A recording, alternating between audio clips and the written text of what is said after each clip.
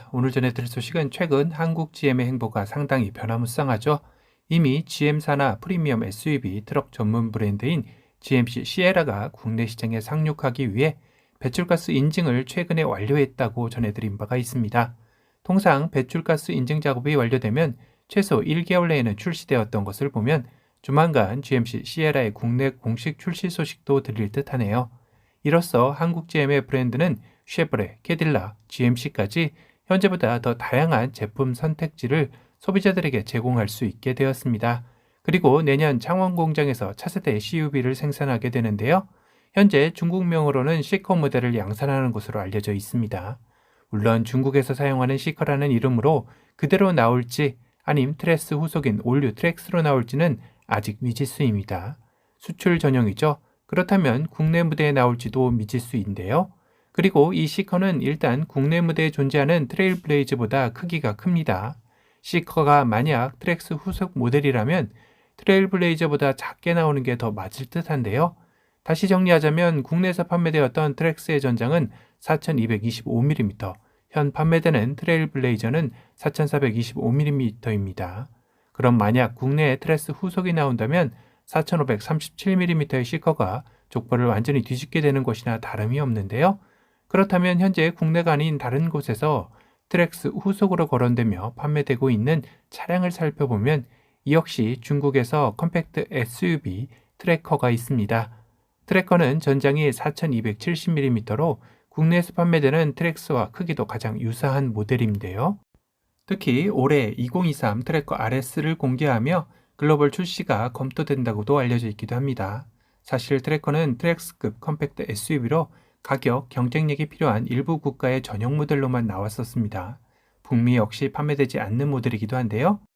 이런 트래커가 2023 모델을 내놓으면서 일부 국가 전용 모델에서 글로벌 시장 진출로 선회할 수도 있다라는 외신 보도들이 나오고 있는 것입니다.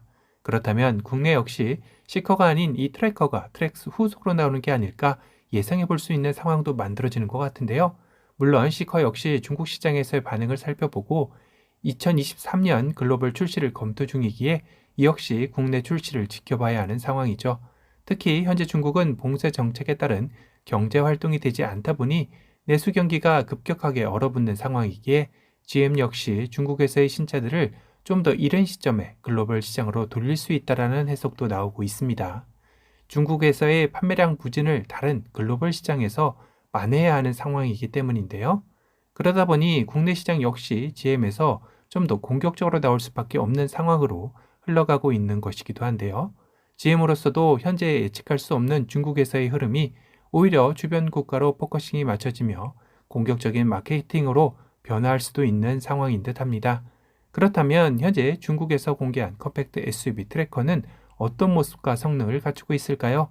RS는 쉐보레 브랜드의 첫 고성능 소형 SUV로 신형 1.5L 4기통 가솔린 터보 엔진으로 최고 출력 181마력, 최대 특구 25.25의 힘을 발휘하며 15.7km의 뛰어난 연비 성능을 보여줍니다. 국내에서 판매되는 트레일블레이저는 1.35L 가솔린 터보는 최고 출력 156마력, 최대 토크 24.1보다 높은 성능을 보여주는 것인데요. 물론 트래커도 옵션별로 1.0L, 1.3L 엔진 역시 구성되어 있습니다. 외관의 모습은 역시 최신 쉐보레 디자인 언어가 적용되어져 있는 것을 확인할 수 있는데요. 그릴과 헤드램프는 하나로 이어져 있고 그릴 내부는 3차원 메쉬 패턴이 삽입되어 강인하면서도 단단한 전면부의 모습을 표현해냈네요. 특히 전면부 공기 흡입구의 크기가 RS 모델이기에 좀 더 큰 면을 차지하고 있는 점도 특징적인 부분입니다.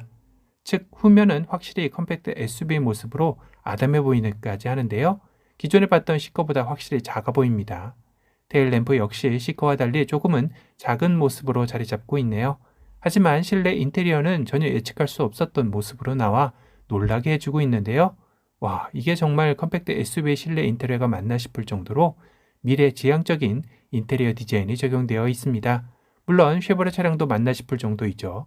새로운 실내 인테리어 디자인은 플로팅 라이트 기술 디자인 언어라고 하는데요. 특히 두 개의 10.25인치 디스플레이가 하나의 통합형 디스플레이 같이 느껴지도록 겹쳐서 디자인한 점도 컴팩트 SUV의 틀을 깨기 위함이 아닐까 싶습니다. 그리고 개인적으로 마음에 들었던 이 T자형 기어 레버가 있는 센터 터널의 모습은 쉐보레 차량도 컴팩트 SUV라고도 전혀 생각들지 않는 모습을 취하고 있네요. 사실 요새는 버튼식이나 다이얼식, 그리고 최근에 컬럼식 기어 노브를 적용한 차량들이 나오면서 이런 기어 노브가 그리웠던 것도 사실입니다.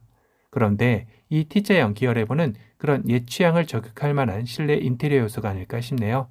트래커 RS는 가죽 시트에 레드 컬러 스티칭으로 포인트를 주어 RS 트림만의 특별함을 보여주고 있습니다. 쉐보레 트래커의 가격은 중국에서 1천만 원 후반에서 2천만 원 중반대의 가격대를 형성하고 있는데요. 만약 국내 무대에도 이런 공격적인 가격대로 나와준다면 아마도 소형 SUV 시장을 평정할 수 있지 않을까 행복 상상 회로를 돌려봅니다.